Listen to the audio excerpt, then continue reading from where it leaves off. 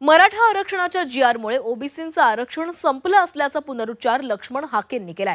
जोपर्यंत मराठा आरक्षणाच्या जीआरचा निकाल लागत नाही तोपर्यंत स्थानिक स्वराज्य संस्था निवडणुका पुढे ढकला अशी मागणी हाकेंनी केलेली आहे। गेली 7 वर्ष महापालिकांच्या निवडणुका झालेल्या नाहीत, त्यामुळे पुन्हा निवडणुका 1 वर्ष पुढे ढकलण्याची मागणी हाकेंकडून करण्यात आली आहे।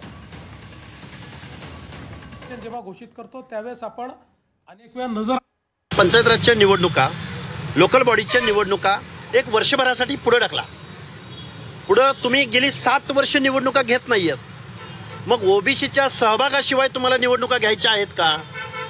एका बाजूला सन्माननीय न्यायालयानं ओबीसीचं आरक्षण टिकवलंय आणि दुसऱ्या बाजूला तुम्ही जीआर काढून मराठा बांधवांना ओबीसी मधून उभं राहायला एक प्रकारे मुभा दिलेली आहे। जोपर्यंत न्यायालयामधून या प्रश्नाचा सोक्षमोक्ष लागत नाही तोपर्यंत 1 वर्ष निवडणुका पुढे ढकला ना।